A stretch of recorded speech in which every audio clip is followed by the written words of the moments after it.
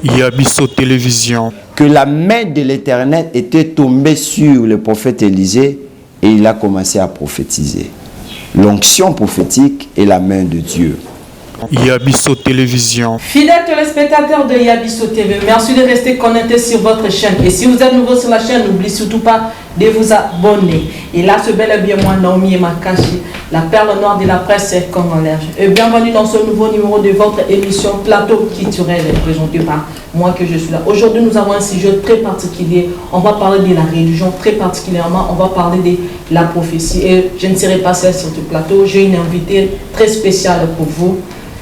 Il s'appelle Berger Enoch, le fils du prophète. Il va nous parler de la prophétie. Monsieur Enoch, bonjour. Bonjour, Madame Naomi. Vous allez bien, j'espère. Oui, nous allons bien par la grâce de Dieu. Et vous voilà aujourd'hui, vous avez invité dans le plateau culturel Yalilo. On va parler religion avec vous. Ça va, j'espère? Oui, ça va. Vu que vous avez fait la philosophie, vous êtes le fils du prophète, je crois que vous avez mieux placé pour nous expliquer un peu. Parce que moi particulièrement, dans un peu dans ma précision, dans un peu dans doute en ce qui concerne la prophétie. Et vu que vous êtes là, vous êtes le fils du prophète, je crois, vous pouvez un peu éclaircir un peu dans moi, et ta prophétie, tout ça, moi, moi, et de Ranchakabiso concernant la prophétie. Je crois que dans l'adresse, il y a bien tout qu'on se retrouve à la plateau. Sans plus tarder, vous pouvez expliquer la prophétie. Qu'est-ce que c'est la prophétie? Merci beaucoup, Madame la journaliste, pour la question. Et avant de commencer, j'aimerais d'abord saluer tous les téléspectateurs, tous les auditeurs qui sont en train de nous suivre en ce moment. Je profite aussi de l'occasion pour saluer mon père spirituel, le prophète Eli Mondonga. Donc vous avez un père spirituel? Oui, j'ai un père spirituel. Je ne suis pas sorti de l'ère Sinirilo. Parce que la majorité des prophètes, non, même dans les contextes des VTO testamentaires ou dans l'Ancien Testament, il y avait des fils prophètes. Donc des fils qui suivaient des formations prophétiques au pied de pères spirituels, à l'instar d'Élisée, qui était fils proche du prophète Élie, qui avait un grand ministère, un ministère puissant. Ok, merci. Et répondant directement à votre question, j'aimerais juste vous signaler que le terme prophétie, c'est un terme qui est très complexe et qui fait aussi objet de plusieurs confusions. Alors, lorsqu'on parle de la prophétie, il y a deux choses qu'il faut retenir. Premièrement, il faut savoir qu'il y a la prophétie qui est couchée dans la Bible. Il y a des gens qui disent que la vraie prophétie, c'est la parole de Dieu. Alors, ils se trompent. Il faut tout simplement dire que la vraie prophétie, ou la prophétie par excellence, c'est la Bible. Parce que Dieu... La Bible, c'est la prophétie. C'est la prophétie par excellence. C'est la parole de Dieu couchée dans un livre. Et deuxièmement, la prophétie, c'est la parole de Dieu transmise par son prophète. C'est ce que Dieu dit au travers l'homme. Donc, si j'en comprends bien, la prophétie, ça a deux facettes. La première facette, c'est la prophétie, c'est la parole de Dieu. Non, c'est la parole de Dieu couchée dans la Bible. C'est ce qu'on appelle la prophétie par excellence. La prophétie par excellence. Et dans d'autres termes, on dit la prophétie, c'est le message de Dieu à informer à travers... Oui. Deuxièmement, je dis que la prophétie, c'est la parole que Dieu donne ou transmet à son serviteur, le prophète. D'accord, monsieur Enoch, berger Enoch ou prophète Enoch, comment je peux dire, la prophétie est la parole de Dieu peut-être. Mais par là, je peux dire, y a-t-il une différence entre le don prophétique et le ministère prophétique? Oui, merci beaucoup pour la question. Je pense que c'est une question très pertinente qu'il faut aussi répondre avec beaucoup de gaieté, beaucoup de détails. Bien sûr. Alors, il y a toujours une différence qui existe entre les dons de prophétie et le ministère de prophétie. Laquelle? Alors, il faut savoir que ce qui est don, c'est ce qui vient du Saint-Esprit. Ce qui est ministère, c'est ce qui vient du Christ ou du Seigneur.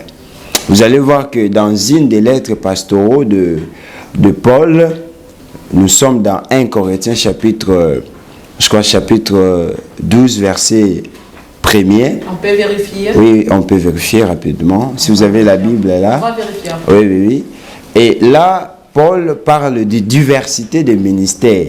Et si vous avancez toujours dans la même lettre apostolique de Paul, et dans 1 Corinthiens toujours 12, verset 4, là, il parle justement de diversité des dons. Il y a diversité des dons, mais un seul esprit. Il y a diversité des ministères, mais un seul Seigneur. C'est juste pour marquer la différence qui existe entre le don prophétique et le ministère prophétique. Alors, sur le plan littéral, ce qu'on appelle ministère prophétique, c'est que celui qui a le don de prophétie prophétise. Il annonce des signes, il annonce des prodiges. Mais celui qui a le ministère prophétique, j'allais dire, il est lui-même le message. Voyez-vous, il est lui-même le message.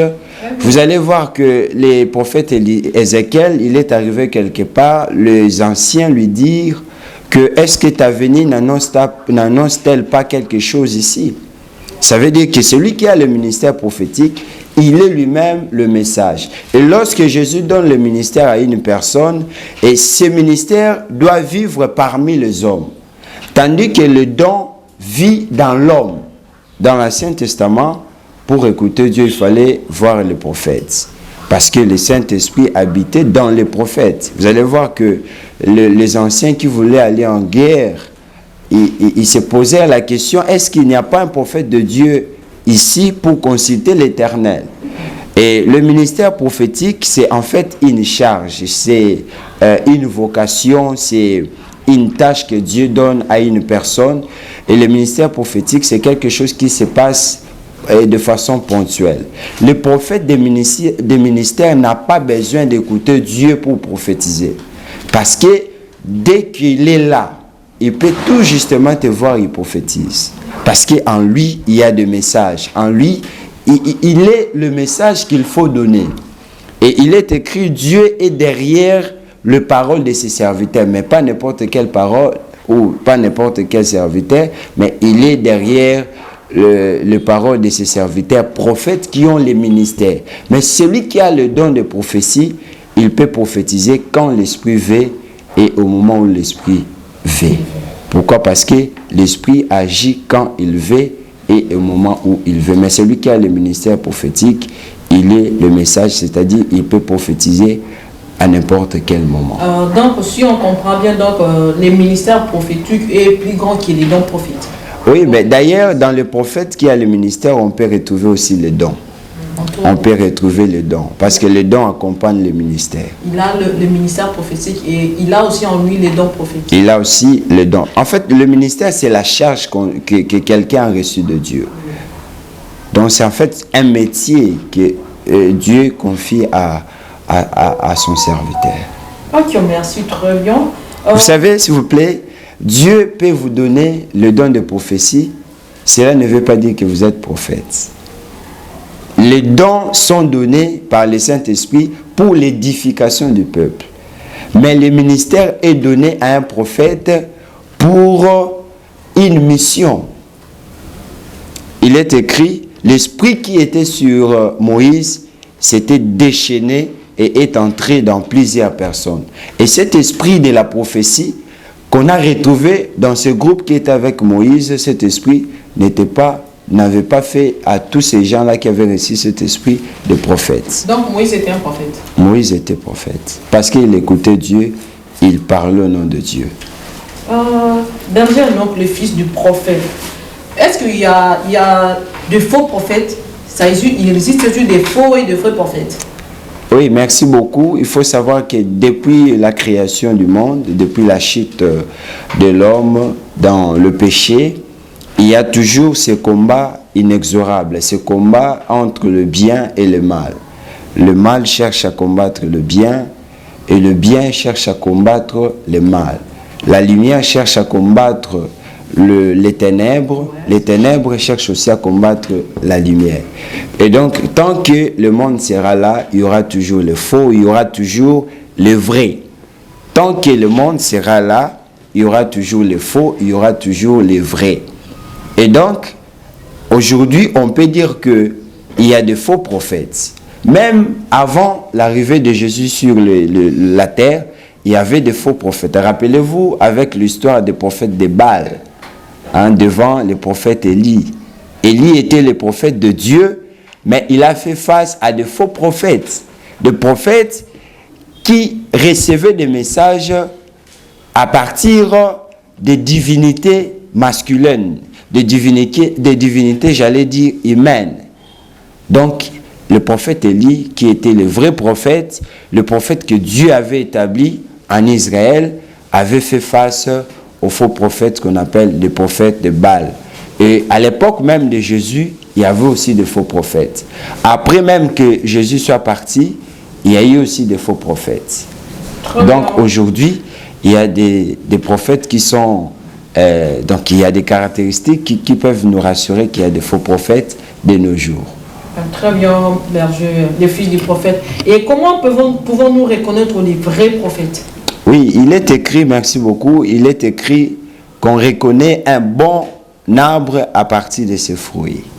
Généralement, il y a 3 raisons ou il y a 3 critères pour reconnaître un vrai prophète.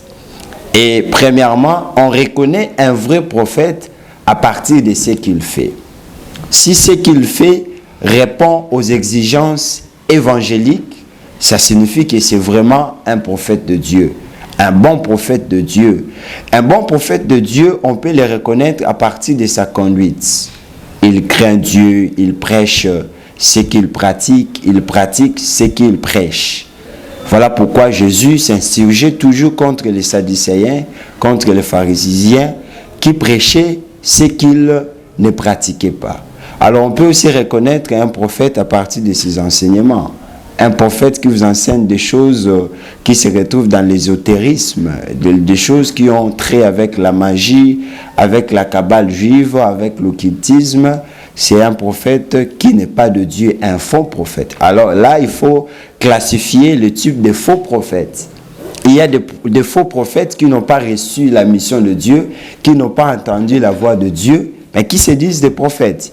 Il y a des faux prophètes qui sont occultistes, mais qui se déguisent en anges de lumière. Il y a des prophètes qui sont des magiciens, qui font des pratiques de magie de façon occulte, de façon souterraine, mais bon, ils vous disent qu'ils sont des prophètes de Dieu. Donc il y a des prophètes qui sont dans la kabbale juive. Et aujourd'hui, on les voit dans l'ère culte, ils prêchent l'angéologie mystique, ils prêchent des choses un peu mystérieuses là. Donc ce sont des choses, des éléments autour desquels nous pouvons comprendre qu'il y a généralement des faux prophètes. Des faux prophètes qui séduisent des gens. De faux prophètes sont ceux qui s'appuient de l'argent, ils sont amis de l'argent. Il y a aussi des faux prophètes qui pratiquent l'homosexualité. Et donc, il y a beaucoup de choses. Très bien, le fils du prophète, là, c'était là les caractéristiques, il y a faux prophètes. Comment on peut les reconnaître pour différencier quels sont les vrais et les faux prophètes. Le fils du prophète, oui. Qu'est-ce qu'une onction prophétique? Vous voulez nous parler de l'onction prophétique? Oui, merci beaucoup. L'onction, c'est la puissance de Dieu dans l'homme. Dans l'onction, c'est Dieu qui agit à la place de l'homme. Dans l'onction, c'est Dieu qui prête ses mains à l'homme. Et l'onction prophétique est la main de Dieu. Les anciens sont venus voir le prophète Élisée pour aller en guerre. Et avant que le prophète Élisée ne puisse prophétiser, il a dit: amenez-moi un joueur de la harpe, un joueur de la mélodie. Et il est écrit, lorsque le joueur de la mélodie est arrivé chez le prophète, lorsqu'il a commencé à jouer sur sa harpe, il est écrit que la main de l'Éternel était tombée sur le prophète Élisée et il a commencé à prophétiser. L'onction prophétique est la main de Dieu. C'est la main de Dieu qui agit dans les prophètes et qui fait en sorte que le prophète puisse prophétiser. L'onction prophétique, c'est la capacité que Dieu donne à un prophète d'accéder dans le monde spirituel afin de recevoir le message, afin de recevoir des révélations, afin d'être inspiré par des choses qui ont lié avec la divinité. Donc l'onction prophétique, c'est en fait la capacité que Dieu donne à une personne au travers de sa main pour accéder dans le monde spirituel, plus particulièrement dans le monde prophétique. Et l'onction en question, Dieu les donne juste pour des prophètes ou pour des gens qui ont des ministères prophétiques où il peut donner à n'importe qui, à n'importe quel chrétien. D'abord, l'onction est liée à la mission. Il est écrit dans Ésaïe, je crois Ésaïe 59 ou 60, que l'Esprit de l'Éternel est sur moi. Il m'a oint pour annoncer la bonne nouvelle. Dieu n'accorde pas l'onction à n'importe qui. Dieu donne l'onction pour une mission. Moïse ne pouvait jamais affronter Pharaon s'il n'était pas oint. Si Dieu ne lui a pas investi de puissance, pourquoi Dieu va te donner quelque chose qui ne te servira de rien? Donc, Dieu donne l'onction prophétique à celui qui a reçu une mission qui a un caractère avec la prophétie ou une mission prophétique. Mais il faut aller au-delà de ce que nous disons. Il faut dire que est-ce que toute personne qui prophétise est nécessairement prophète ou prophétesse? Là, c'est à vous de nous. Oui, mais comme le Saint-Esprit vit désormais dans l'homme, l'homme est capable de Dieu, l'homme peut écouter Dieu, et dans ce cas, l'homme peut prophétiser parce que l'Esprit de Dieu agit ou habite dans l'homme.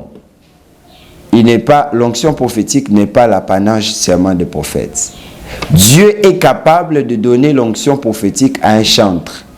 S'il voit que dans ce chantre, il y a une mission spécifique par rapport à son carrière musicale. Il y a des pasteurs aujourd'hui, il est chantre, mais il a l'onction. Quand il chante, il fait tomber les gens. Quand il chante, les gens sont touchés. Donc l'onction fait tomber les gens. Quand tu as l'onction... Oui, mais c'est ce que j'ai dit. L'onction, c'est la puissance de Dieu dans l'homme. Ce que dit Mouefé, ce n'est pas quelque chose de normal, c'est quelque chose d'invisible, mais qui a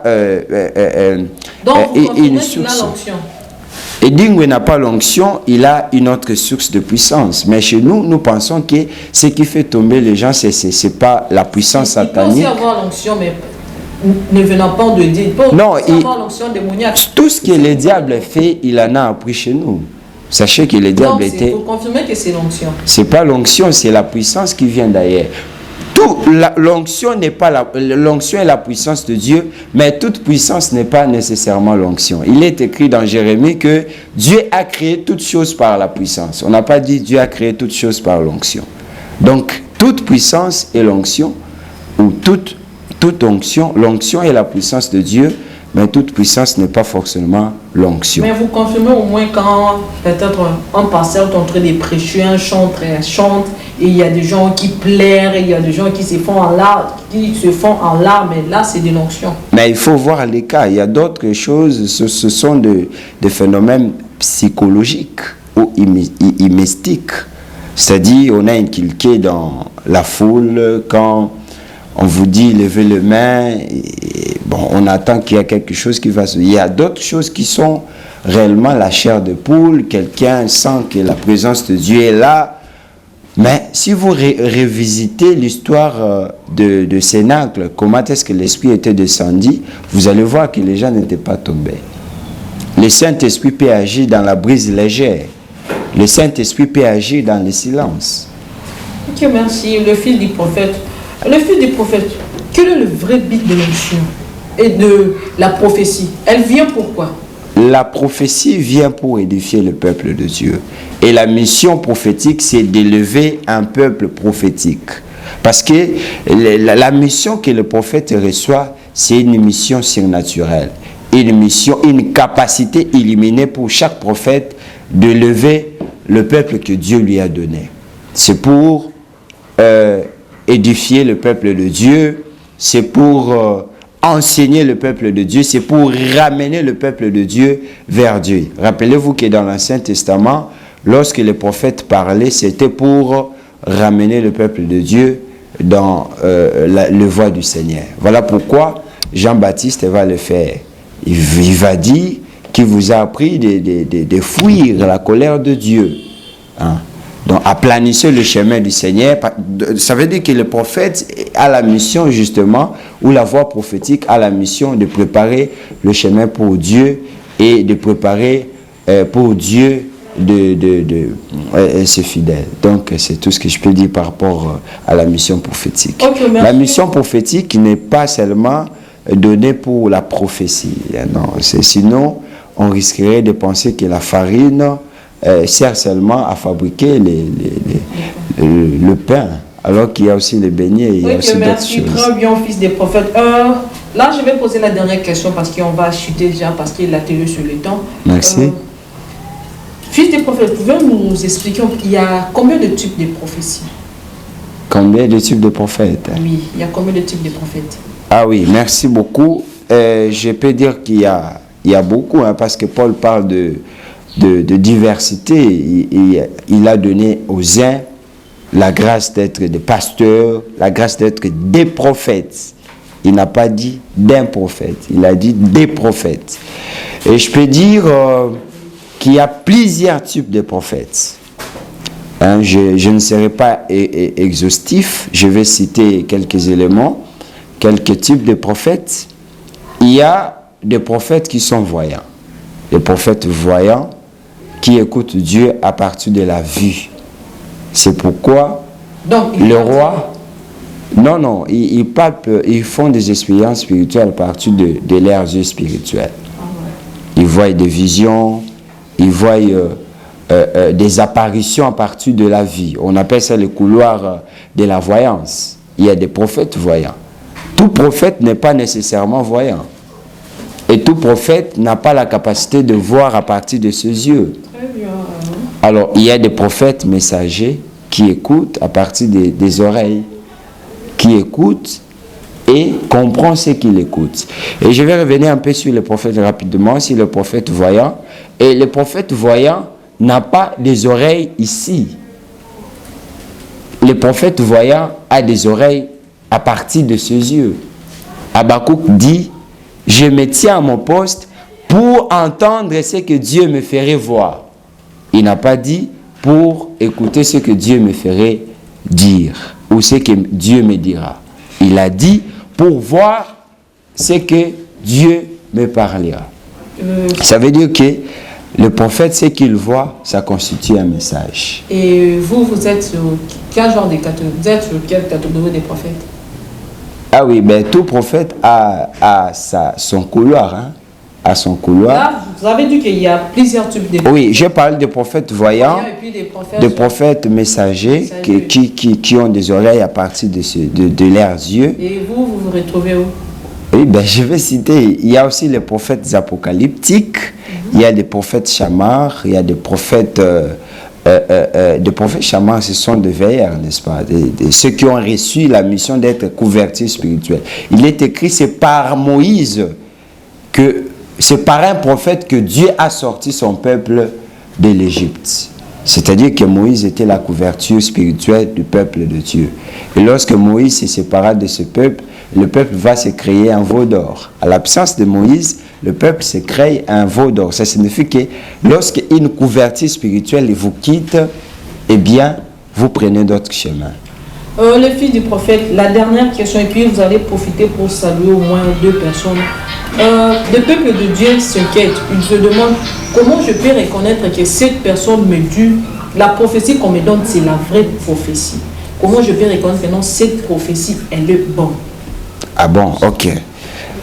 Il faut déjà dire qu'on ne reconnaît pas seulement un prophète, un vrai prophète, parce qu'il vous dit des choses qui se réalisent. Non. Même les magiciens le font. Vous pouvez rencontrer un prophète magicien qui vous dit des choses qui ont trait à votre vie. C'est simple de comprendre que ce message vient de Dieu. Comment? Oui, mais la femme samaritaine, lorsqu'elle a rencontré Jésus, qu'est-ce qui s'était passé? Bon, Lorsque la prophétie arrive, elle arrive à 3 temps. Il y a le passé, il y a le présent, il y a le futur. Si je te rencontre pour la première fois, pour que tu me confirmes comme prophète, je n'aurai pas le temps d'abord de prophétiser, de te dire des choses qui vont venir, sinon tu vas douter. Mais la première des choses que je vais faire, je vais te ramener dans ton passé. Des choses que tu as rencontrées dans le passé. donc, en fait de dire, commence d'abord à prophétiser dans le passé. Mais c'est ce que Dieu a fait devant Moïse. Il a dit, il a appelé Moïse par son nom. Moïse, Moïse, je suis le Dieu de tes pères. Et il a commencé à citer le patriarche de Moïse. Et donc, le passé va te rassurer que je suis un prophète qui voit. Et ce que j'ai dit est vrai. Maintenant, je ne vais pas me limiter dans le passé. Je dois aussi te parler de ton présent. Voilà pourquoi Dieu a dit à Moïse, je vis la souffrance de mon peuple. C'est pour rassurer à Moïse que réellement la divinité qui me parle, c'est une divinité qui me connaît. Il ne va pas se limiter sur le présent, il va encore annoncer des choses futures. Je suis descendu et je vous ferai sortir de cette servitude. Donc la prophétie qui vient de Dieu, c'est une prophétie qui vous donne la paix du cœur. Et le Saint-Esprit en vous, vous fera connaître la vérité. Et vous allez sentir que celui qui vous parle, c'est vraiment le prophète de Dieu. Ok, merci le fils du prophète. Donc aujourd'hui, vous allez vraiment prophétiser pour nous. Le fils du prophète, il y a des téléspectateurs au Bazo Talayo, ils aimeraient te contacter pour en savoir plus en ce qui concerne la prophétie. Si tu peux donner l'adresse ou numéro de contact pour Bakoki Kozulayo facilement. Ah, merci beaucoup. Je suis le berger Enoch. Je suis un jeune. J'ai été consacré comme berger l'année passée, bien que j'exerce dans la voie prophétique, mais je suis encore berger dans l'église où je suis fils d'un prophète qui s'appelle le prophète Eli Mondonga, que je salue encore en passant. Et si vous voulez me contacter, vous avez des problèmes spirituels, vous avez besoin que Dieu vous parle, parce que il faut que Dieu vous parle au travers des prophètes, parce que les prophètes écouteront des choses que vous n'allez pas écouter. Les prophètes vont voir des choses que vous n'allez pas voir. Et celui qui ne s'occupe pas de la spiritualité elle-même s'occupera d'elle. Et si vous avez besoin de me contacter, je suis sur Facebook.